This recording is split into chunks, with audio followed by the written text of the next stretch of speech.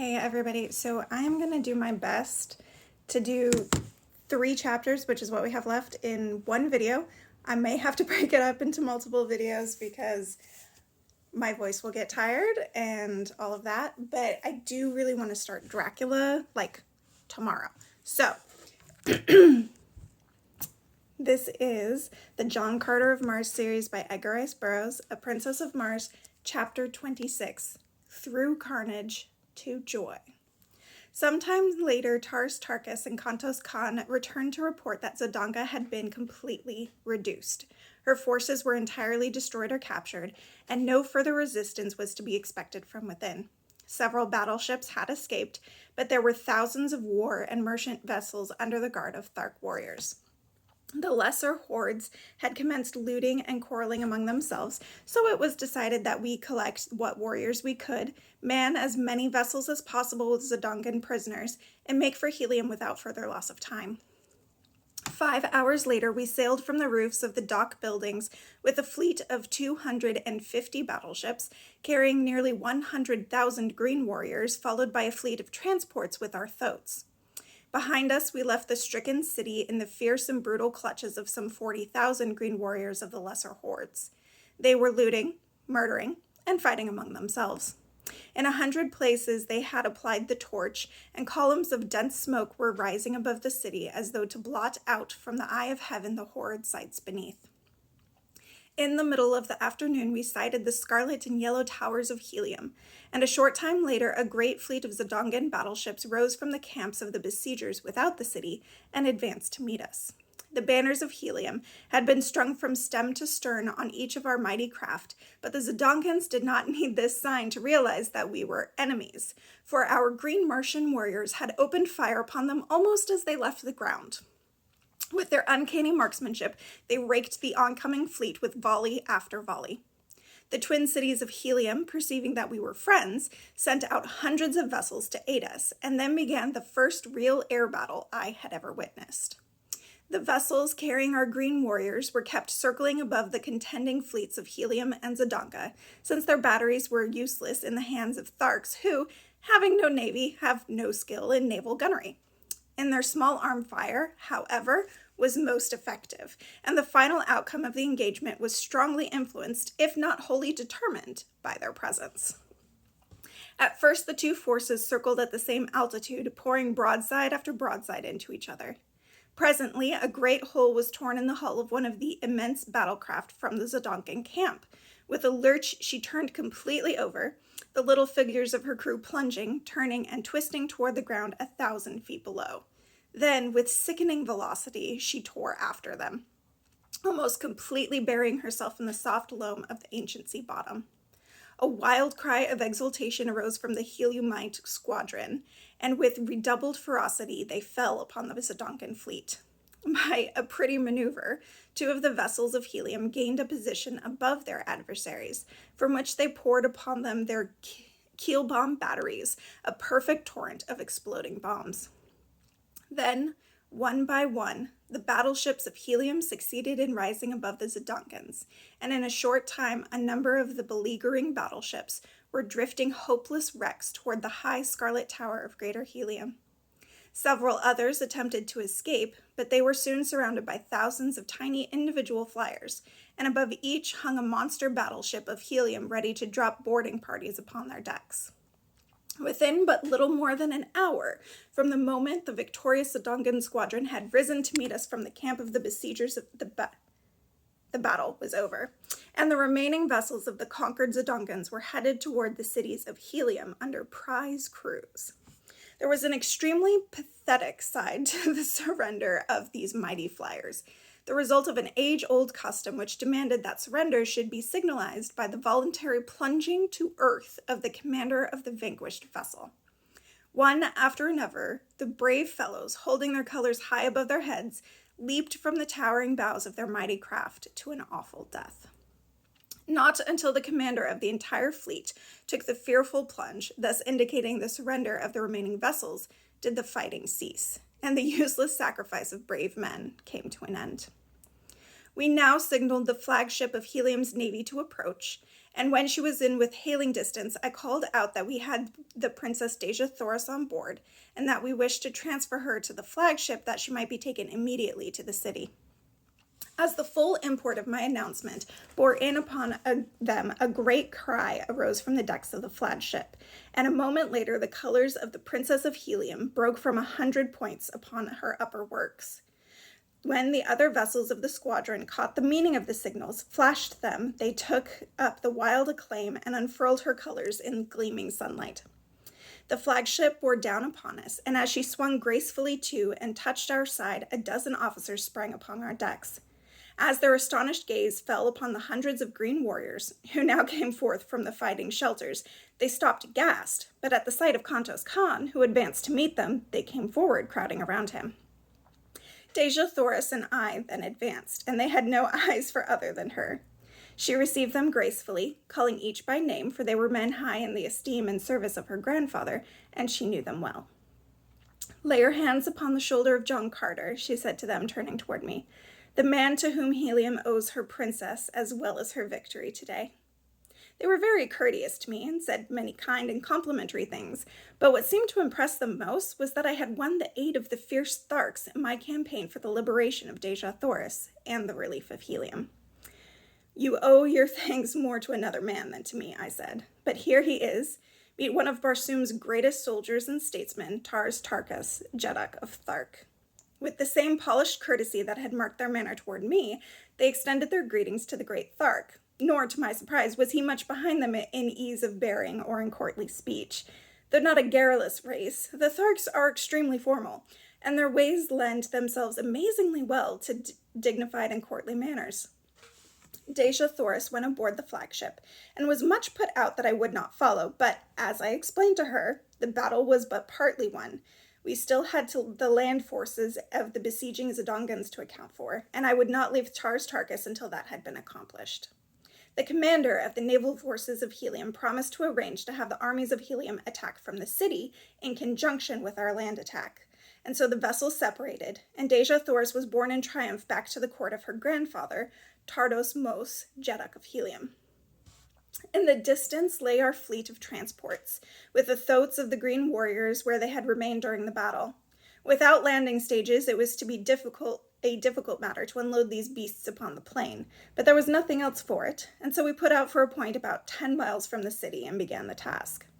It was necessary to lower the animals to the ground in slings, and this work occupied the remainder of the day and half the night. Twice we were attacked by parties of Zidongan cavalry, but with little loss, however, and after darkness shut down, they withdrew. As soon as the last thoat was unloaded, Tars Tarkas gave the command to advance, and in 3 parties we crept upon the Zidongan camp from the north, the south, and the east.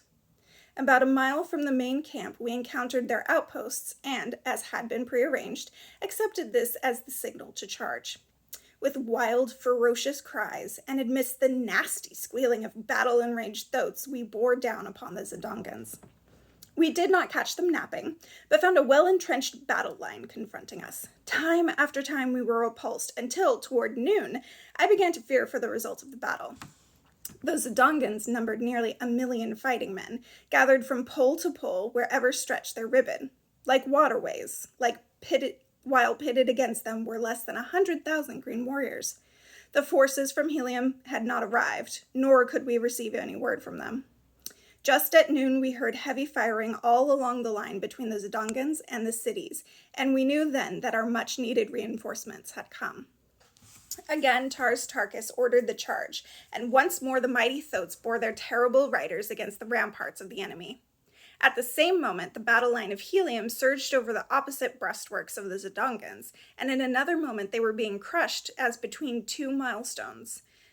I was like, that word didn't make sense. As between 2 millstones. Nobly they fought, but in vain. The plain before their city became a veritable shambles ere the last Zidongan surrendered, but finally the carnage ceased. The prisoners were marched back to Helium, and we entered the greater city's gates, a huge triumphal procession of conquering heroes. The broad avenues were lined with women and children, among which were the few men whose duties necessitated that they remain within the city during the battle. We were greeted with an endless round of applause and showered with ornaments of gold, platinum, silver, and precious jewels. The city had gone mad with joy. My fierce Tharks caused the wildest excitement and enthusiasm. Never before had an armed body of green warriors entered the gates of Helium, and that they came now as friends and allies filled the red men with rejoicing. That my poor services to Dejah Thoris had become known to the Heliumites was evidenced by the loud crying of my name and by the loads of ornaments that were fastened upon me and my huge thoat as we passed up the avenues to the palace, or even in the face of ferocious appearance of Wula, the populace pressed close about me. As we approached this magnificent pile, we were met by a party of officers who greeted us warmly and requested that Tars Tarkas and his Jeds with the Jedaks and Jeds of his wild allies, together with himself, dismount and accompany them to receive from Tardos Mors an expression of his gratitude for our services. At the top of the great steps, leading up to the main portals of the palace, stood the royal party, and as we reached the lower steps, one of their number descended to meet us. He was an almost perfect specimen of manhood, tall, straight as an arrow, superbly muscled, and with carriage and bearing of a ruler of men. I did not need to be told that he was Tardos Mors, Jedak of Helium. The first member of our party he met was Tars Tarkas, and his first words sealed forever the new friendship between the races. That Tardos Mors, he said earnestly, may meet the greatest living warrior of Barsoom is a priceless honor. But that he may lay his hand on the shoulder of a friend and ally is a far greater boon. Jedak of Helium, returned Tars Tarkas, it has remained for a man of another world to teach the green warriors of Barsoom the meaning of friendship. To him we owe the fact that the hordes of Thark can understand you, that they can appreciate and reciprocate the sentiments so graciously expressed. Tardos Mors then greeted each of the green Jedaks and Jeds, and to each spoke words of friendship and appreciation. As he approached me, he laid both hands upon my shoulders. Welcome, my son, he said, that you are granted, gladly, and without one word of opposition, the most precious jewel in all Helium, yes, on all Barsoom, is sufficient earnest of my esteem. We were then presented to Mors Kajak, Jed of Lesser Helium, and father of Dejah Thoris. He had followed close behind Tardos Mors, and seemed even more affected by the meeting than he had his father. He tried 12 times to express his gratitude to me, but his voice choked with emotion, and he could not speak. And yet he had, as I was to later learn, a reputation for ferocity and fearlessness as a fighter that was remarkable even upon warlike Barsoom. In common with all Helium, he worshipped his daughter, nor could he think of what she had escaped without deep emotion. Chapter 27, From Joy to Death. For 10 days, the hordes of Thark and their wild allies were feasted and entertained, and then, loaded with costly presents and escorted by 10,000 soldiers of Helium, commanded by Mors Kajak, they started on their return journey to their own lands. The Jed of Lesser Helium, with a small party of nobles, accompanied them all the way to Thark to cement more closely the new bonds of peace and friendship. Sola also accompanied Tars Tarkas, her father, who before all his chieftains had acknowledged her as his daughter. 3 weeks later, Mors Kajak and his officers, accompanied by Tars Tarkas and Sola, returned upon a battleship that had been dispatched to Thark to fetch them in time for the ceremony which made Dejah Thoris and John Carter one. For 9 years, I served in the councils and fought in the armies of Helium as a prince of the house of Tardos Mors. The people seemed never to tire of heaping honors upon me, and no day passed that did not bring some new proof of their love for my princess, the incomparable Dejah Thoris. In a golden incubator upon the roof of our palace lay a snow-white egg. For nearly 5 years, 10 soldiers of the Jedak's Guard had constantly stood over it, and not a day passed when I was in the city that Dejah Thoris and I did not stand hand in hand before our little shrine, planning for the future, when the delicate shell should break. Vivid in my memory is the picture of the last night as we sat there talking in low tones of the strange romance which had woven our lives together, and of this wonder which was coming to augment our happiness and fulfill our hopes. In the distance, we saw the bright white light of an approaching airship, but we attached no special significance to so common a light. Like a bolt of lightning, it raced toward Helium until its very speed bespoke the unusual. Flashing the signals which proclaimed it a dispatch bearer for the Jeddak, it circled impatiently, awaiting the tardy patrol boat which must convoy it to the palace docks. 10 minutes after it touched at the palace, a message called me to the council chamber, which I found filling with the members of that body. On the raised platform of the throne was Tardos Mors, pacing back and forth with a tense-drawn face. When all were in their seats, he turned toward us. "This morning," he said, "word reached the several governments of Barsoom that the keeper of the atmosphere plant had made no wireless report for 2 days, nor had almost ceaseless calls upon him from the score of capitals elicited a sign of response. The ambassadors of the other nations asked us to take the matter in hand and hasten the assistant keeper to the plant. All day 1,000 cruisers have been searching for him until just now one of them returns bearing his dead body, which was found in the pits beneath his house, horribly mutilated by some assassin. I do not tell you what this means to Barsoom. It would take months to penetrate those mighty walls. In fact, the work has already commenced, and there would be little to fear were the engine of the pumping plant to run as it should, and as they all have for hundreds of years now. But the worst, we fear, has happened. The instruments show a rapidly decreasing air pressure on all parts of Barsoom. The engine has stopped. My gentlemen," he concluded, "we have at best 3 days to live." There was absolute silence for several minutes, and then a young noble arose, and with his drawn sword held high above his head, addressed Tardos Mors. "The men of Helium have prided themselves that they have never shown Barsoom how a nation of red men should live. Now is our opportunity to show them how they should die. Let us go about our duties as though 1,000 useful years still lay before us." The chamber rang with applause, and as there was nothing better to do than to ally the fears of the people by our example, we went our ways with smiles upon our faces and sorrow gnawing at our hearts. When I returned to my palace, I found that the rumor already had reached Dejah Thoris, so I told her all that I had heard. "We have been very happy, John Carter," she said, "and I thank whatever fate overtakes us that it permits us to die together." The next 2 days brought no noticeable change in the supply of air, but on the morning of the 3rd day, breathing became difficult at the higher altitudes of the rooftops. The avenues and plazas of Helium were filled with people. All business had ceased. For the most part, the people looked bravely into the face of their unalterable doom. Here and there, however, men and women gave way to the quiet grief. Toward the middle of the day, many of the weaker commenced to succumb, and within an hour the people of Barsoom were sinking by thousands into the unconsciousness which precedes death by asphyxiation. Dejah Thoris and I, with the other members of the royal family, had collected in a sunken garden within an inner courtyard of the palace. We conversed in low tones, when we conversed at all, as the awe of the grim shadow of death crept over us. Even Woola seemed to feel the weight of the impending calamity, for he pressed close to Dejah Thoris and to me, whining pitifully. The little incubator had been brought from the roof of our palace at request of Dejah Thoris, and now she sat gazing longingly upon the unknown little life that now she would never know.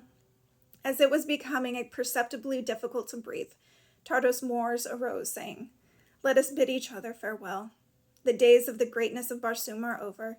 Tomorrow's sun will look down upon a dead world which through all eternity must go swinging through the heavens, peopled not even by memories. It is the end." He stooped and kissed the women of his family, and laid his strong hand upon the shoulders of the men. As I turned sadly from him, my eyes fell upon Dejah Thoris. Her head was drooping upon her breast. To all appearances she was lifeless. With a cry I sprang to her and raised her in my arms. Her eyes opened and looked into mine. "Kiss me, John Carter," she murmured. "I love you. I love you. It is cruel that we must be torn apart who were just starting upon a life of love and happiness." As I pressed her dear lips to mine, the old feeling of unconquerable power and authority rose in me.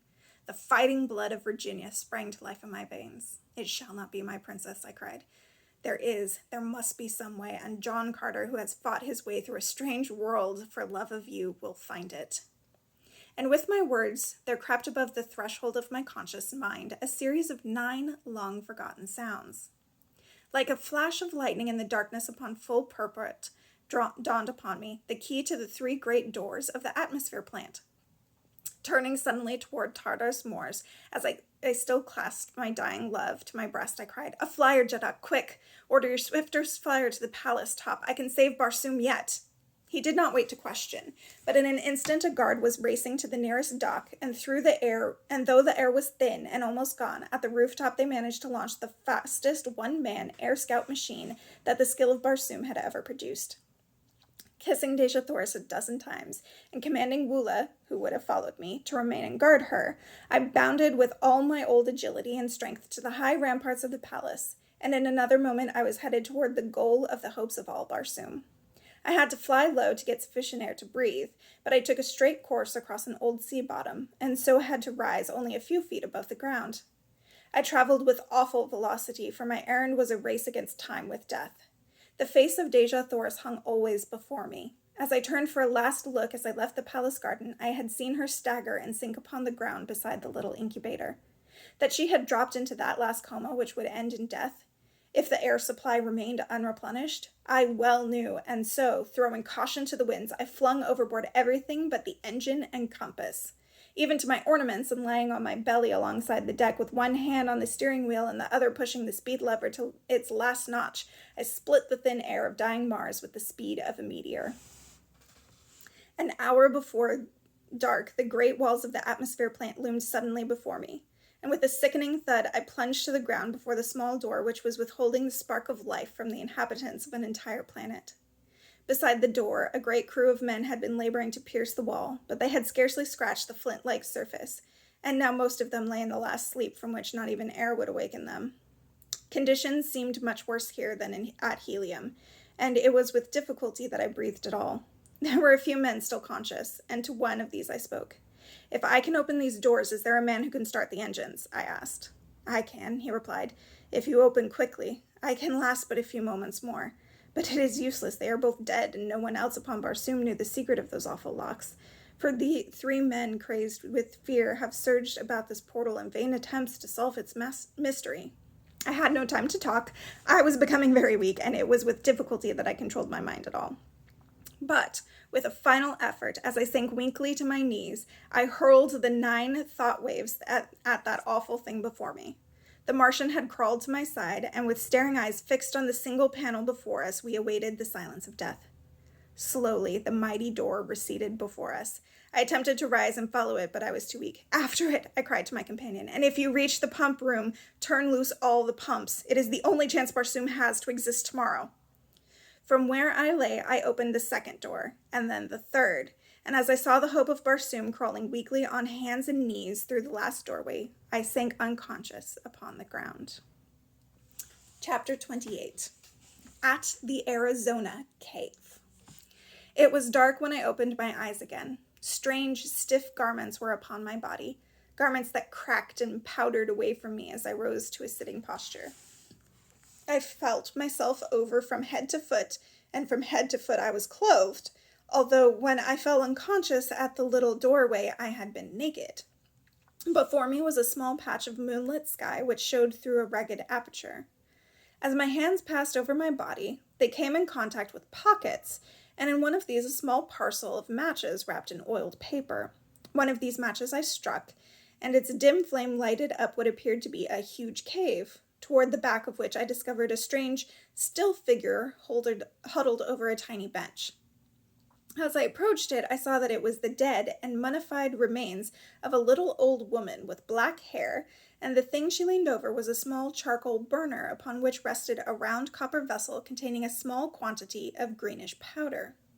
Behind her, depending from the roof upon rawhide thongs and stretching entirely across the cave, was a row of human skeletons. From the thong which held them stretched another to the dead hand of the little old woman. As I touched the cord, the skeletons swung to the motion with a noise of rustling dry leaves.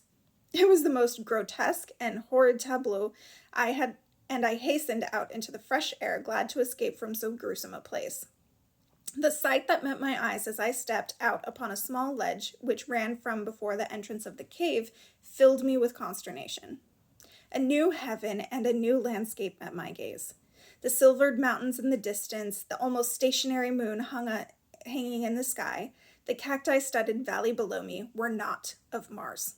I could scarcely believe my eyes, but the truth slowly forced itself upon me. I was looking upon Arizona from the same ledge from which 10 years before I had gazed with longing upon Mars. Burying my head in my arms, I turned broken and sorrowful down the trail from the cave. Above me shone the red eye of Mars holding her awful secret, 48 million miles away. Did the Martian reach the pump room? Did the vitalizing air reach the people of that distant planet in time to save them? Was my Dejah Thoris alive? Or did her beautiful body lie cold in death beside the tiny golden incubator in the sunken garden of the inner courtyard of the palace of Tardos Mors, the Jeddak of Helium? For 10 years, I have waited and prayed for an answer to my questions. For 10 years, I have waited and prayed to be taken back to the world of my love. I would rather lie dead beside her there than live on Earth all those millions of terrible miles from her. The old mine, which I found untouched, has made me fabulously wealthy. But what care I for wealth? As I sit here tonight in my little study overlooking the Hudson, just 20 years have elapsed since I first opened my eyes upon Mars. I can see her shining in the sky through the little window by my desk, and tonight she seems calling to me again as she has not called before since that long dead night, and I think I can see, across that awful abyss of space, a beautiful black-haired woman standing in the garden of a palace, and at her side is a little boy who puts his arm around her as she points into the sky toward the planet Earth, while at their feet is a huge and hideous creature with a heart of gold. I believe that they are waiting for me, and something tells me that I shall soon know. And that is the end of the first book of the John Carter of Mars series, A Princess of Mars. This video is longer than normal. It's about half an hour, 3 chapters, but what an end to a story. What an end to a story. So tomorrow I will be starting Dracula in honor of spooky season. I hope you'll join me. It's entirely up to you. Have a great one.